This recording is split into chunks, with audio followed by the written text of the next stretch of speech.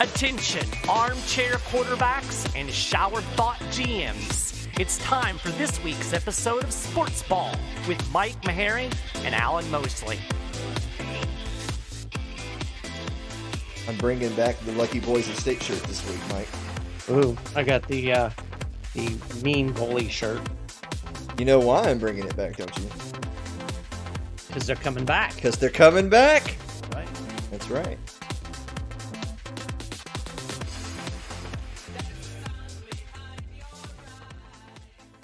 Welcome back to another episode of Sports Ball. I am your host, Alan Mosley, joined as always by my co-host, and for at least this one fleeting moment, a happy Tampa Bay sports superfan. It's Mike Maharrey. Mike, how are you doing?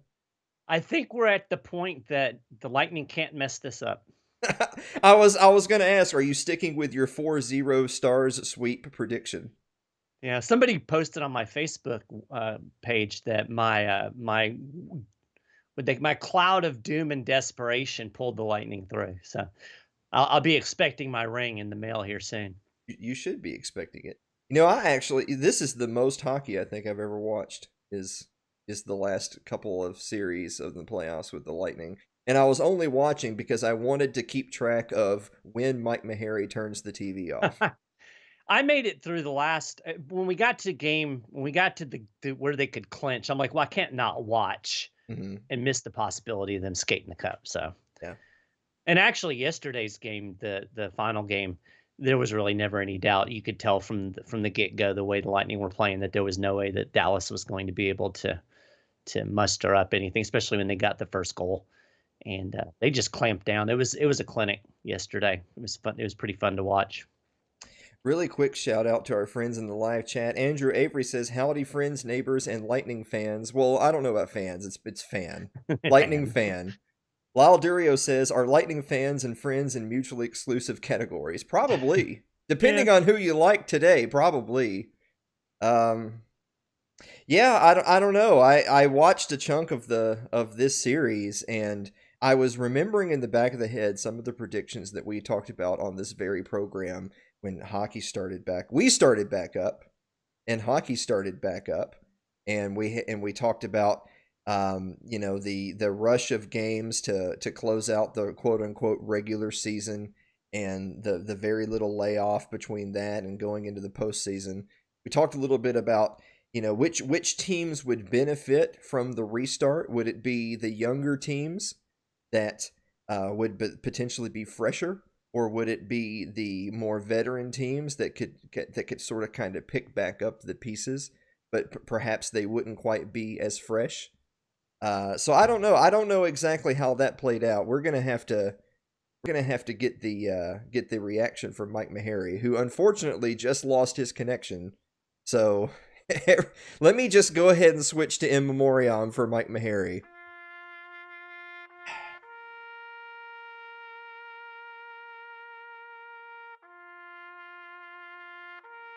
We're just gonna go ahead and remember Mike Maharrey for today's Sports Ball with Mike and Alan.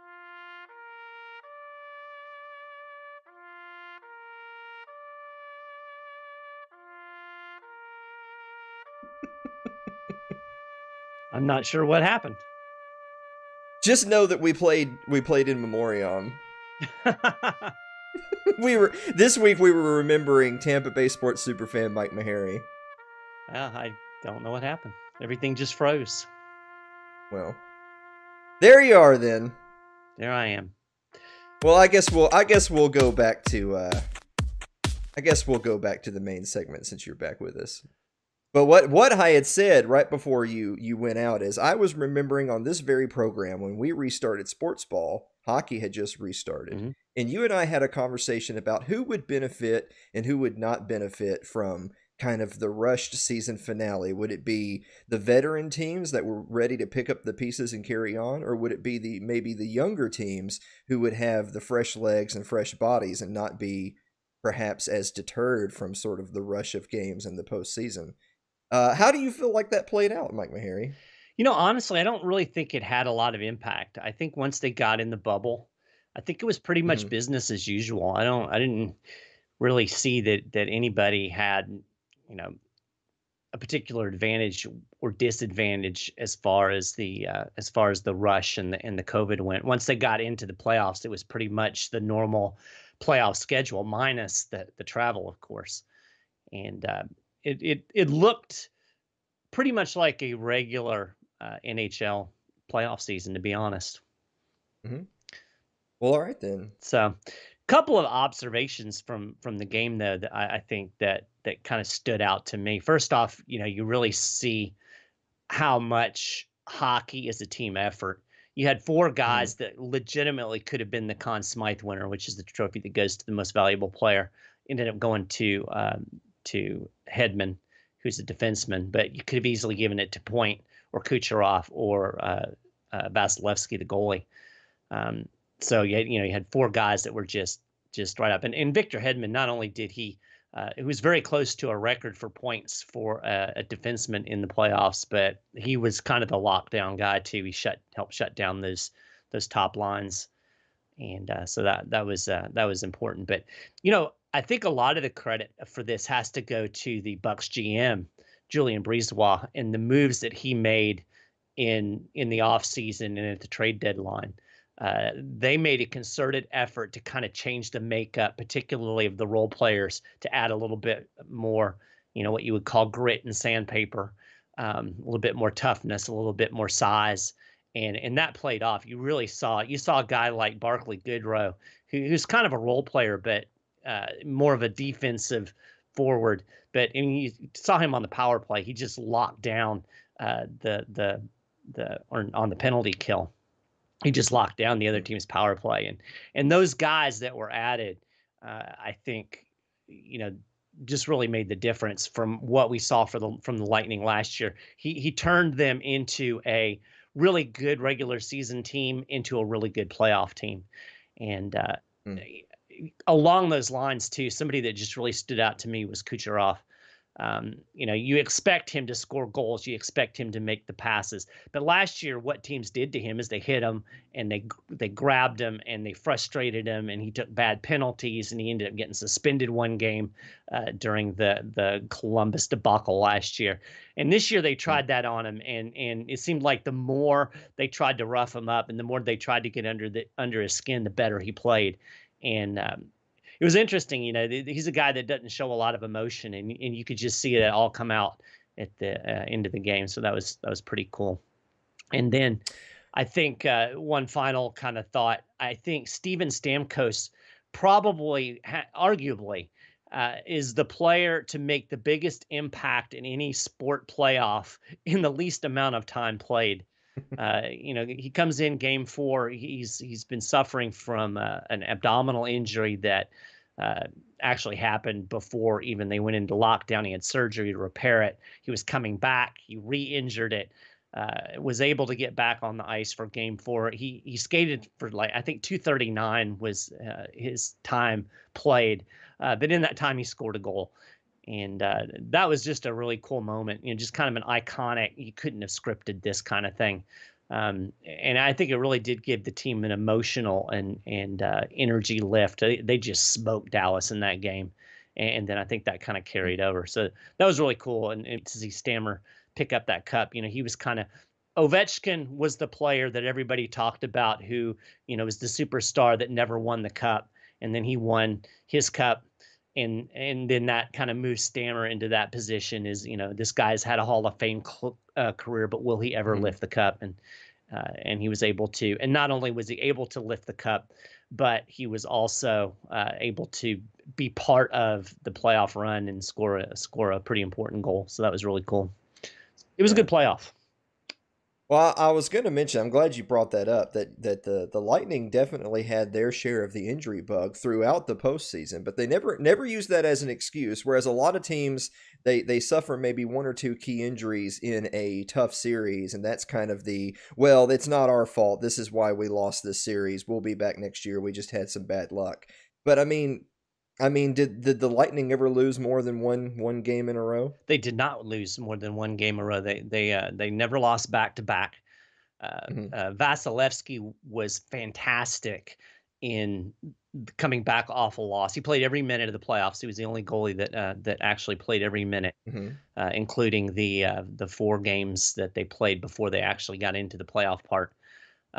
His save percentage in those coming off a loss yesterday, I saw, this wasn't counting yesterday's shutout, but he was like at .94 something save percentage coming back off a loss, which is just kind of insane.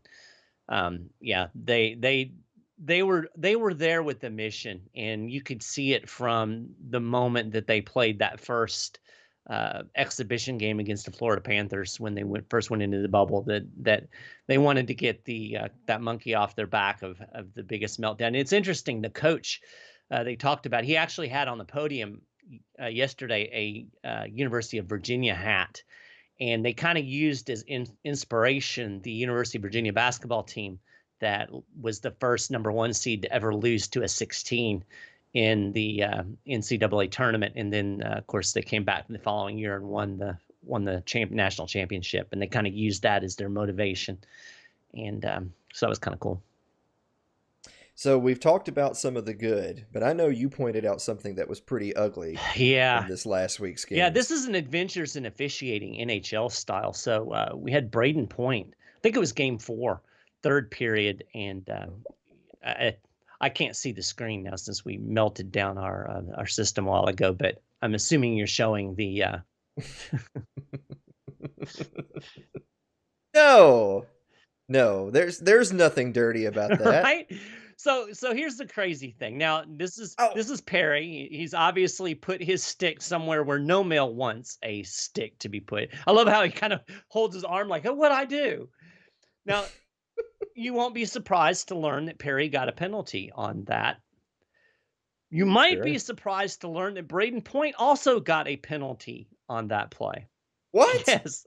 They called him for embellishment. Apparently, you're not supposed to fall down if somebody puts their stick in your crotch. And I'll tell you, it's difficult to skate when somebody's got a stick between your legs to begin with, but particularly when it's in that position. But yeah, the Stars actually ended up with a power play out of that. Eventually, of course, the Lightning should have had the power play. This is right at the end of the 3rd period. The Lightning should have had the power play, but instead we go 4-on-4.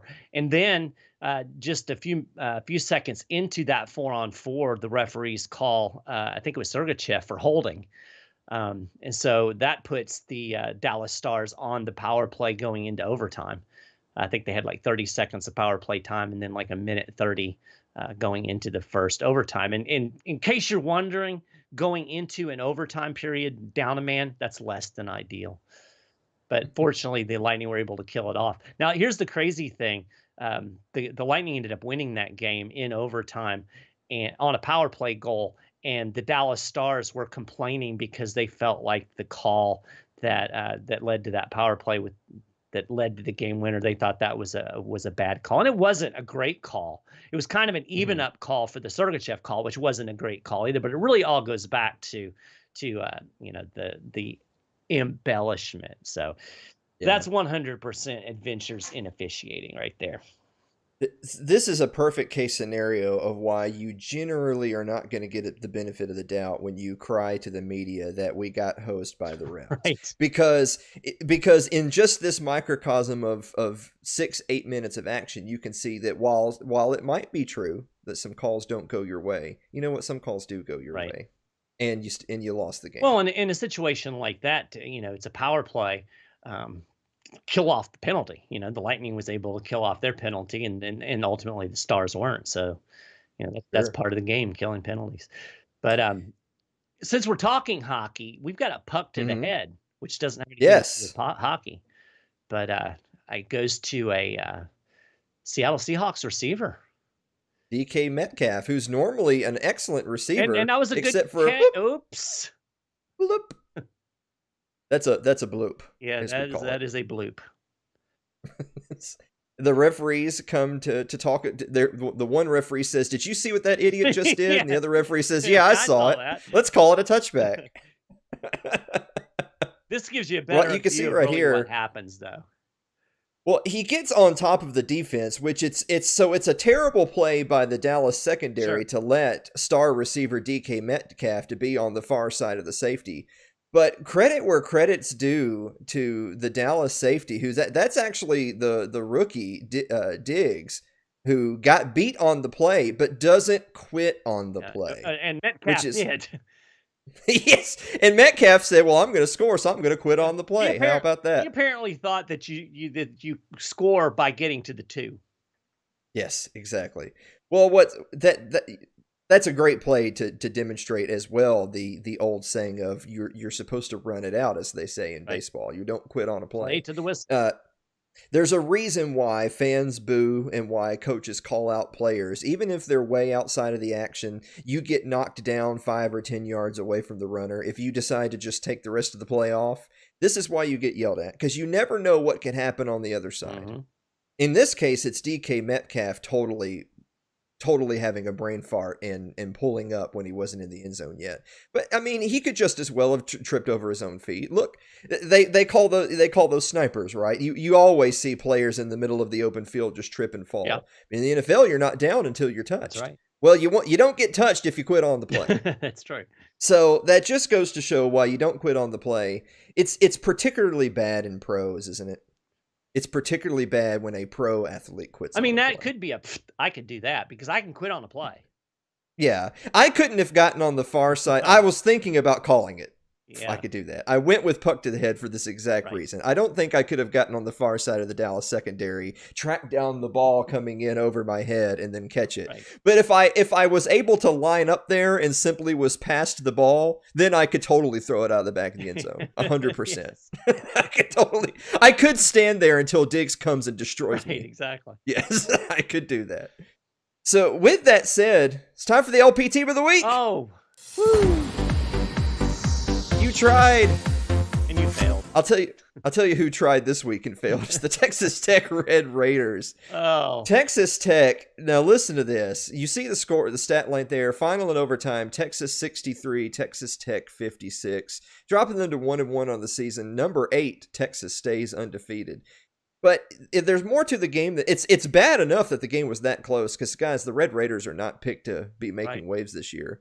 What's interesting is that with 3:13 left in the game, Texas Tech reels off a 75-yard touchdown run by their running back Thompson to give them a 56-41 lead, and then they lost the game. So they pulled a Metcalf. Yes, so it was pretty much the worst series of events that one could have in this situation. So they get the long touchdown run to take a 56-41 lead, a 15-point lead. But Texas is able to score a touchdown with 2:39 left. So not 30, 40 seconds later, Texas scores the touchdown to make it 56-48. And by the way, they do just kick the extra point as opposed to going for 2 right there.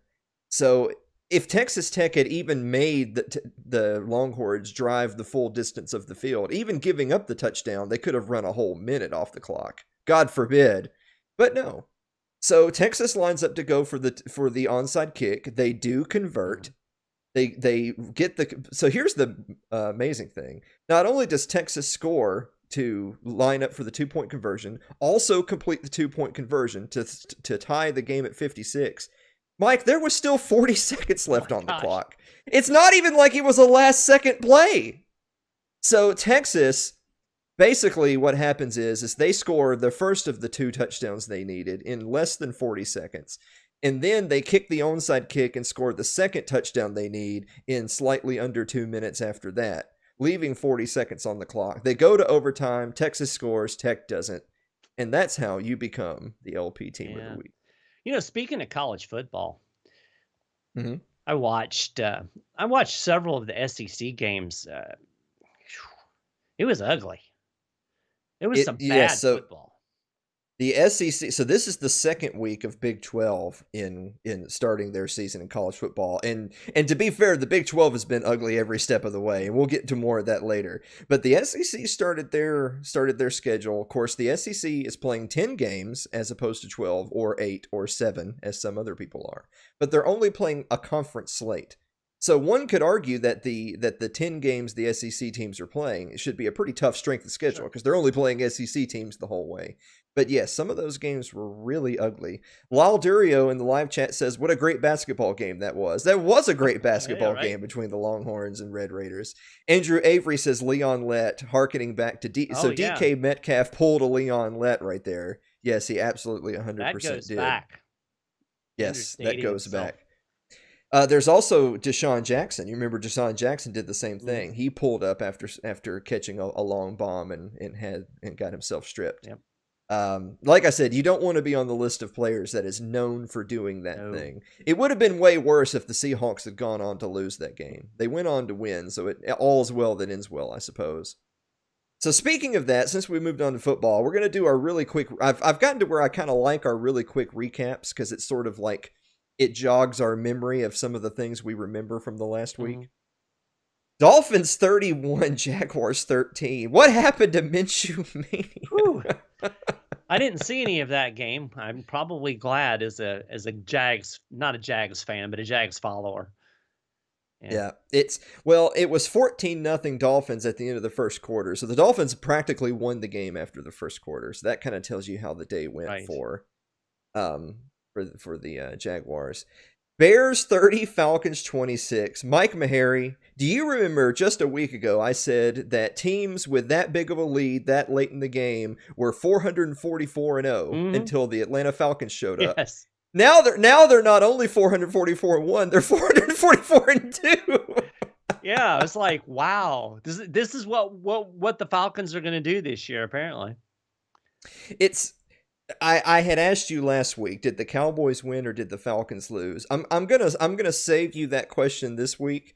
I'm actually willing to say that in this particular instance, the Bears won because the Bears did score 20 points in the fourth quarter.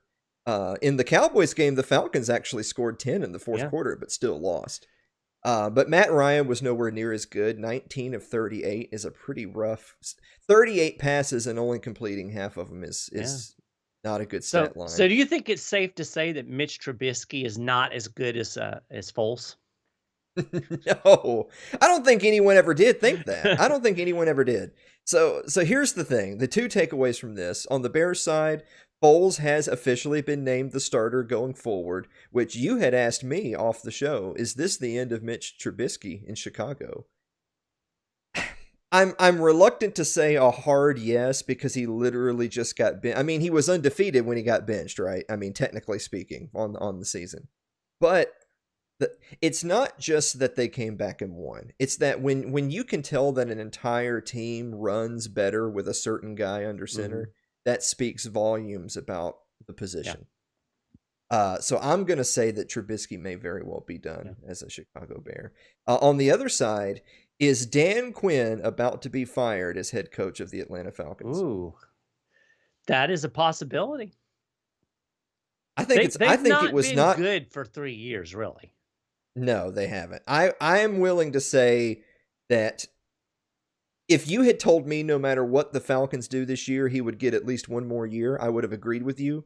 But when we say no matter what the Falcons do, we mean within reason, right? Like you can't piss away game after game after game and not start blaming the guys at the top. Bills 35, Rams 32. This was very nearly an LP Team of the Year candidate until the Bills came back with a last-second touchdown drive off of a controversial pass interference. But the Rams come back to make this a game. So they score 29 second half points when they had been down 28-3. The Bills were leading 28-3, only to then fall down to 32-28 Rams, only for the Bills to then score a last second play. Washington football team falls to the Browns 34-20. You'll remember, Mike Maharrey, that I told you before we knew what would happen in the Dallas Seahawks game. I told you Dallas is going to lose this game and be leading the NFC You did say East. that. Yes, you did. I did. You know, Washington football team is starting to grow on me. I'm starting to think maybe they should just not have a logo or a mascot. You know, Dan Snyder, the owner of the Washington football team, has said exactly that. Titans 31, Vikings 30. How about this for the Broncos and the Jaguars and the Vikings to literally do everything under the sun except for have the most points at the end of regulation. The Titans win. Here's Steven Gostkowski, their kicker. After everyone was saying, "Oh, his job is over. Yeah. He's lost the starting job after that Week 1 debacle." He kicks the game winner against the Broncos, kicks the game winner against the Jags, kicks the game winner against the Vikings. But in the Vikings game, he was 6 for 6 plus 1 extra point. Yeah. 7 for 7 on his kicks, including a game-winning 55-yarder. Maybe it's a good thing you don't rush to a decision after one bad game. I'm glad I'm not a kicker. I'm glad I'm not a kicker. I can't help but feel a little bit bad for the Vikings. The Vikings have had a rough year, but they had long stretches of great performance on offense in this game. The Titans couldn't get out of their own way, and they kicked 6 field goals because they couldn't finish drives. Yeah. But you could also say, but that's also because the Vikings defense had a bend but not break mentality. Dalvin Cook, running back from Minnesota, had 22 carries for 181 yards and lost. So that's a yikes. That's less than ideal. Patriots 36, Raiders 20. Does this take the air out of the bubble for the Las Vegas Chuckies? Yeah, it might. I haven't quite figured out the Patriots yet, so I don't think anyone has. I think the Patriots I bet Andrew Avery has. No, Andrew Avery's too busy making fun of the Washington Wieners in live chat to be worried about his Patriots right now. How about this? The San Francisco replacements 36, the New York Giants 9. That may be one of the most bizarre scores of the week. Yes. That 36-9, a 49ers team without almost anyone whose name you can remember. Yeah. And they don't just win, they kill the Giants. Yeah. They kill the Giants. I don't want to pick on Daniel Jones too bad. He didn't have a great game. But he also has A, no help at all. Yeah. B, you remember Saquon Barkley went out for the year. Yeah. He's out for the year. And C, Daniel Jones also led the Giants in rushing on 5 carries for 49 yards. Ooh. That is the epitome of he has no help. Yeah, that's not good. The Giants are terrible. Bengals, Eagles. Last week's pillow fight, 23-23 tie. In true pillow fight fashion, they play for the tie. When I say play for the tie, now I want to pause really briefly for this one. Doug Peterson has his Eagles with the potential of a 58-yard game-winning field goal with 19 seconds left in overtime. Now, the only reason they're kicking a 58-yarder with 19 seconds left is because when they got down into this position, they went ultra-conservative, playing for a field goal. Mm-hmm. By the way, it's one thing to play for a field goal when you're at the end of overtime and you don't think you have time to get it into the end zone. Right. But I'm not sure I play for a 58-yard field goal. Yeah. So they get a false start. The false start moves them back to 63, 64-yard field goal kick. Now, by the way, their kicker, Elliott, has a 61-yarder on his resume. Mm-hmm. So it's not completely out of the realm of possibility he could make that kick. Right. But then what happens after this is mind-blowing. It would have been third and 12, mm-hmm. or it might have been 4th and 12. Now, I understand that 12 yards is not as easy to convert as 3. Correct. But there's also 19 seconds left, even though they don't have any timeouts. Neither do the Bengals. Right. So if you turn over the ball here, the Bengals would have, assuming you miss the kick or turn it over, they have, let's say, half of that time. So let's say they have 10 seconds left and no timeouts from their side of midfield. Mm-hmm. So it's pretty unlikely the Bengals are going to win it either way. The Eagles actually pull the kicking unit off the field. That doesn't mean they send in the offense, Mike Maharrey. They send in the punting. Oh, my gosh. The Eagles punt with 19 seconds left in what would have admittedly been long field goal range. But instead of going for the conversion, they punt because they're hoping, as according to Coach Doug Peterson, they are playing for the muffed punt, or as we like to call it, playing for a tie.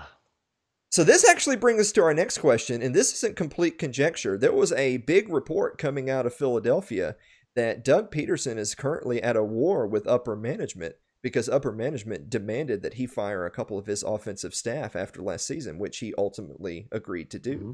A lot of people are saying that he's stressed out and at his wit's end.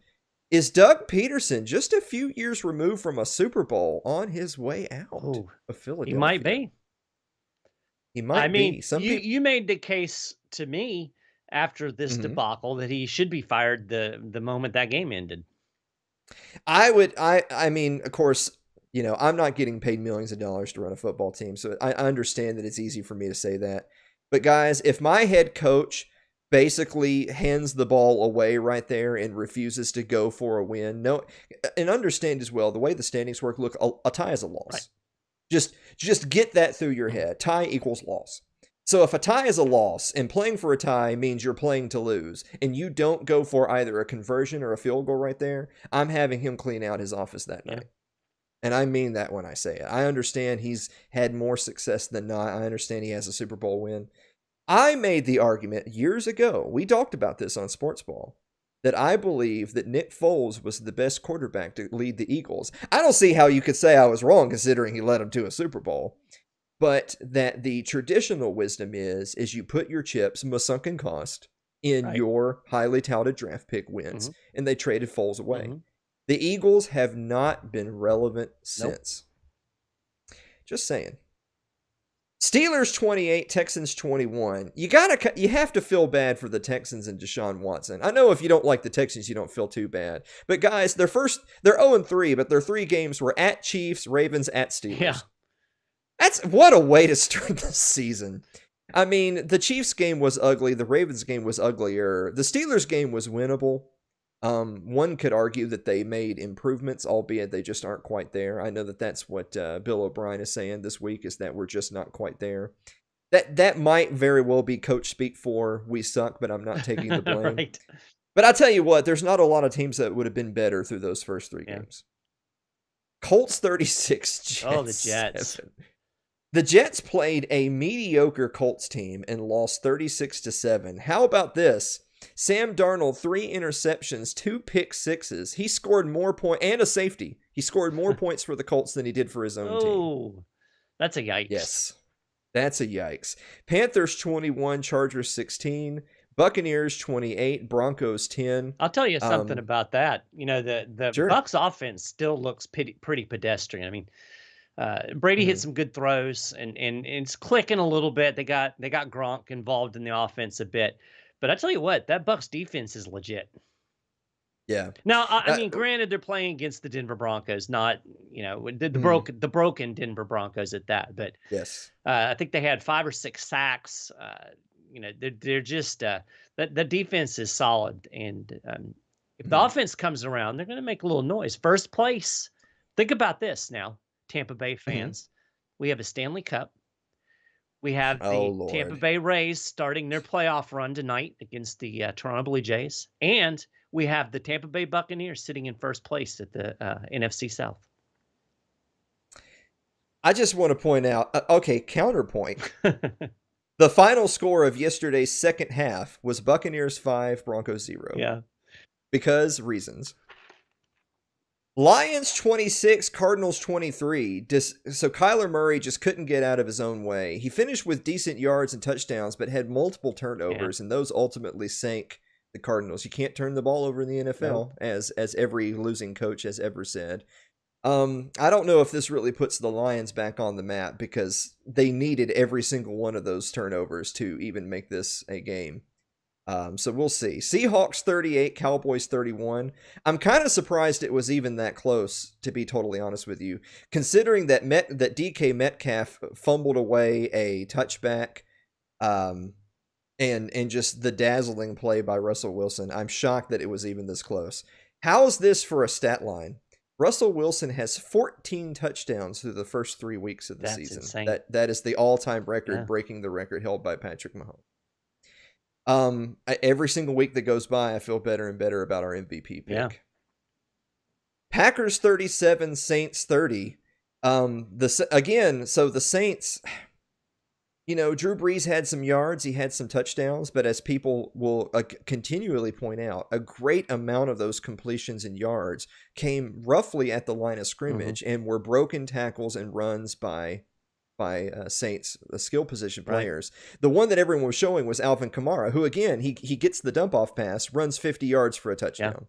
Now, that counts as Breeze being 101 for 50 yards and a touchdown, but we know that that's not exactly the same as a Hail Mary. Yeah. But the Packers... I was playing hockey during that game, but my wife was watching it, and she actually texted me that this was her text. Breeze does not look good.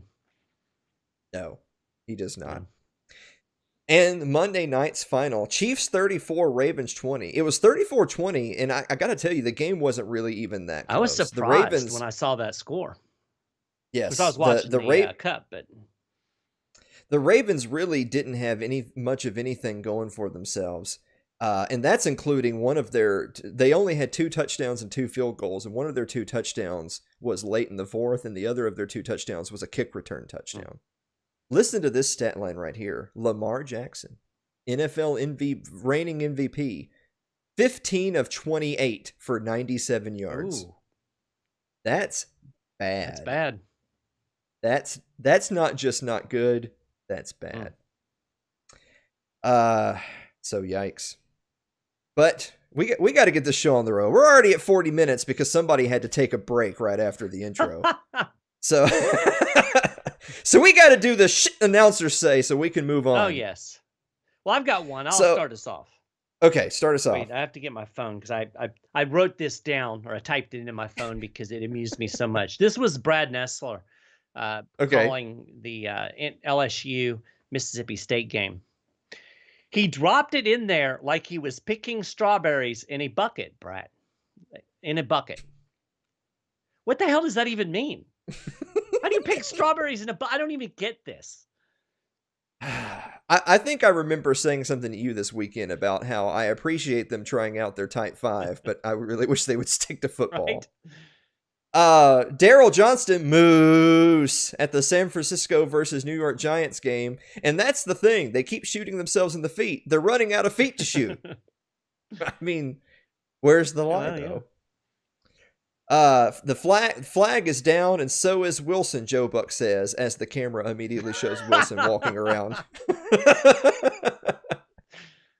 Now, I've got 2 back-to-back from our friend Chris Collinsworth, your favorite AA meeting participant. Yes. Better put the rated R disclaimer on this one. He starts with, Aaron Rodgers gave one of those really sweet rim jobs. Oh, no. He said those words live on national television, Mike Maharrey. No. And but just to prove it was no fluke, he followed it up with, I don't care what anyone says, Aaron Rodgers was hot on draft night.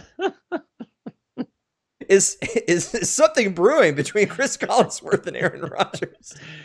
Oh, boy. If you're wondering what the context of the rim job quote is, the answer is I have no idea. I can't think of any context that's going to make that okay. No. Okay, well, get it out of your system, folks. It's time to get our solemn faces on.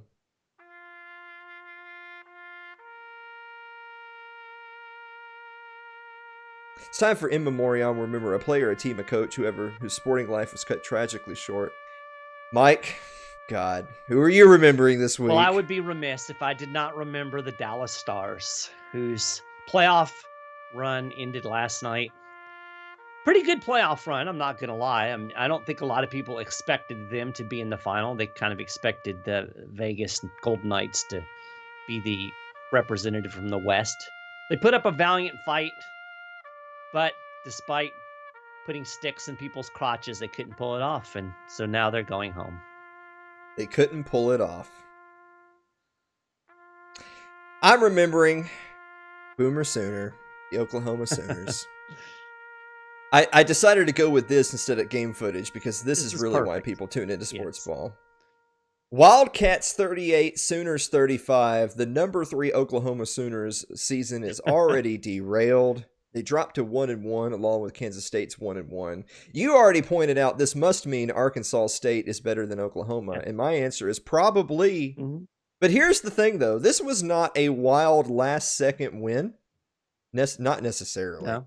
And this isn't a situation where Kansas State was way ahead and managed to hold on. Guys, Oklahoma was winning 35-14. And then they weren't. Oh.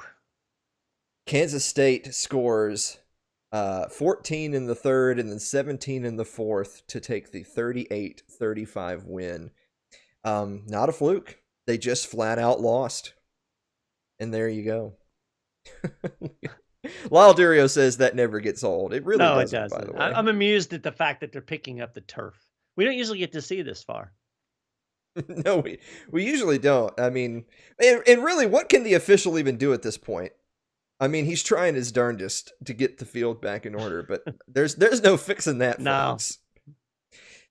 It's time for this week's Pick'em. We're going to start in college football. Number 13, Texas A&M, taking on number 2, Alabama. I'll give you this caveat really quick, Mike Maharrey. Alabama had a relatively easy win against a terrible Missouri team, but Missouri did score 13 points in the fourth. I know Nick Saban's not happy seeing his guys kind of take the second half off. However, you want to talk about not taking time off. Texas A&M needed a fourth quarter stop to beat Vanderbilt. Yeah. What do you think? Well, I'm going to go with Alabama, but no. Yeah, I mean, I'm going to go out on a limb. But I'll tell you what, I mean, watching that, there's a lot to clean up in SEC football. There's a reason that these teams schedule the little sisters of the poor in the first couple of weeks of the season. Ooh. Because they don't want to have to play in Auburn or in Alabama. So this is a tough draw for week 2. So you never know what's going to happen. I still think there's a little bit of unpredictability here as these teams kind of iron out their offenses and defenses. But I'm going to go with Bama, just better athletes. Yeah. All right. Yes, is my pick. You are correct. We're going to go to number 7, Auburn versus number 4, Georgia. Got a lot of high-ranking SEC on SEC games already in week 2. Number 7, Auburn coming over what almost looks like a win against the Kentucky Wildcats. You want to talk about ugly games, by the way. Ugly game, yes. Yikes. Number 4, Georgia Bulldogs. Georgia also ended up, the scoreboard doesn't reflect how ugly their game was either. No, they did not look good, especially early. I'm going to go with Auburn. Really? Yeah. Just to peeve the Georgia fans that live next door to me. Well, there you go. I live next door to Georgia flags, Georgia license plates. They have a bulldog. We're big Georgia fans in this neighborhood. Yikes! Go Gators. Well, you know what? I think that Georgia will win the game, but I'll have to check the line on that. If Auburn's getting very many points, I would actually take Auburn in the points. Of course, remember not that long ago when Auburn was a team that was considered on the outside looking in of the SEC's elite. They absolutely blew Georgia out of the water. Georgia has a quarterback problem, so they do. Supposedly, JT Daniel is going to be starting this week. Supposedly, we shall. Not that necessarily means anything coming in all of a sudden. We shall see. We're going to go to the NFL. New England Patriots, the Fighting Averys of New England. 2-1 on the year versus Kansas City Chiefs coming off that big win over the Ravens. I'm going to go with the Chefs. I'm going to assume that the little hiccup the week before is in the rearview mirror and that Mahomes will put it together for the Patriots. Like I said, I haven't really figured out the Patriots yet, but I have to go with the Chiefs on this one. Yeah, I kind of tend to lean towards the Chiefs as well. So the Chargers defense played a decent effort against the Panthers, but ultimately lost because they couldn't score enough points, which I don't think anyone suspected the Chargers were secretly that good. But the point being is I don't necessarily think that was a fluke. I think the Chargers defense is having a great year, and the Chiefs just had a bad week. Mm-hmm. They didn't have a bad week this past week against the Ravens. Considering the Ravens and considering that they have defending MVP Lamar Jackson and how bad they looked against that Chiefs defense, and considering the Patriots are settling in with Cam Newton at QB, I feel like the Patriots are just a worse version of the Ravens. And the Ravens just got skunked by the Chiefs. That's good analysis right there. Well, there you go. That's why they pay me the big bucks. Right. Speaking of the big bucks, we have 2 pillow fights this week. And they're both professional games. You're not supposed to be winless when you're a professional athlete. Pillow fight number 1, the 0-3 Denver Broncos are going Thursday night to play the 0-3 New York Jets. Mike, what do you think? I'm going to go with the Broncos because the Jets are just that bad. Yes, so a lot of people are saying, I didn't talk about this earlier, that if the Jets lose at home against a Broncos team with God only knows who's playing on offense, that Adam Gase is out. Ooh. Now, you know me, I think Adam Gase should be out, and you know my whole spiel about refusing to play for him if I were Trevor Lawrence. Yes. I think he will be. If that report is true, then I think he will be out, because I think that the Broncos win. With whoever the Broncos field, they will beat the Jets. The Jets are just that bad. Yeah. I will say as a counterpoint, do you think that the right thing to do 3 games into the year is to fire your head coach? If you think he's the problem, absolutely. If you think I guess the only thing, now keep in mind, I'm just playing devil's advocate because Adam Gase is god awful. But as devil's advocate, I would say, if you think 3 weeks into the season you need to fire your head coach, then why was he your head coach in week 1? That's a good point. Finally, the other pillow fight this week, the 0-3 Minnesota Vikings versus the 0-3 Houston Texans. I don't think a lot of people thought these teams would be a combined 0-6 going into week 4 of the year. But here we are. The Vikings did everything but beat the Titans. And the Texans, of course, as we talked about earlier, having probably far and away the hardest schedule. I can't imagine anyone has a strength of schedule close to the Houston Texans in the first 3 weeks. So what do you think? I'm going to go with the Texans, and I'm basing this purely on I think Deshaun is a good quarterback, and I think he can pull out a win here. I'm actually going to go with the Vikings. The Vikings, I mean, you know, this past weekend's game against the Titans is just such a hard game to tell, because on the one hand, you're like, well, that's just barely clutching a victory out of the jaws of defeat is pretty much just Titans football. Right. Although not that many years ago, it was barely clutching defeats out of the jaws of victory was also Titans football. Really just in the first half of last season, that was Titans football. So it's really hard to tell just a few weeks into the year.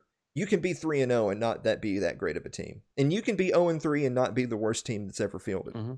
I think the Minnesota Vikings, if Kirk Cousins plays average, and Cook has even remotely as good of a game as he had against the Titans, and the Titans are a good defense, by the way, then I think the Vikings actually walk away with this. I love Deshaun Watson as a player. Yeah. I love to watch him play. He has nothing to work with. Yeah, that's the problem. So I'm actually going to go Vikings. I'm sticking with the Texans. You have a final thought? I do have a final thought. You mentioned that the Tampa Bay Lightning did not lose back-to-back games through the entire playoff run. They are only the second team in NHL history to go through a playoff run and not lose back-to-back games. You know who the other team was? Who? The Tampa Bay Lightning. Wow. Yep. In their 2004 Cup run, they also did not lose back-to-back games. So there you go. Interesting. Well, there you have it. I think my final thought is, I didn't mention the Volunteers at all this week. You did not. I'm not going to mention much. They won, kind of. I mean, they had more points when the clock was at 0, so that goes down in the books as a victory. I don't feel like we really answered anything about the Volunteers. They had long stretches of being bad, followed by long stretches of being good, followed by long stretches of being bad, but they beat the Gamecocks. It'll kind of depend. If South Carolina bounces back this week and has a decent game against Florida, then that win looks good. If Florida wins 59-0, that win doesn't look so good. With all of that said, it's good to see the Tennessee in the win column. I got a couple of stats for you, though. Okay. Did you know that the Tennessee Volunteers, with a win streak at 7 games dating back to last season, have the longest win streak amongst Power 5 schools? I did know this. The same team, coming from the same season that they lost to Georgia State, currently has the longest win streak amongst Power 5 schools. The only reason I knew that is because you texted it to me a couple days ago. Well, you want to talk about a team that's evolving and buying in and learning from a new head coach. It's hard to say that coaching doesn't matter when the same team that lost to Georgia State now has the nation's longest winning streak. So how about that? Another interesting stat, coming off of a road SEC win, they dropped 5 places in the AP poll. Right. Now, that might be a little deceptive because the AP poll added back in the Big Ten and the Pac-12 teams, but I still think that that's a little bit ridiculous. Yeah. Could you imagine Alabama winning an SEC road game and dropping 5 spots in the AP poll? Hard to imagine. Guys, thank you so much for listening to another episode of Sports Ball. We promise that we'll eventually update the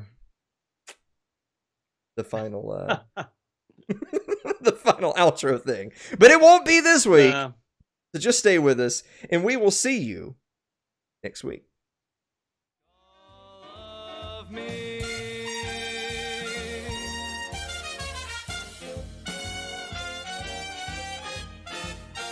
You've been listening to Sports Ball with Mike Maharrey and Alan Mosley.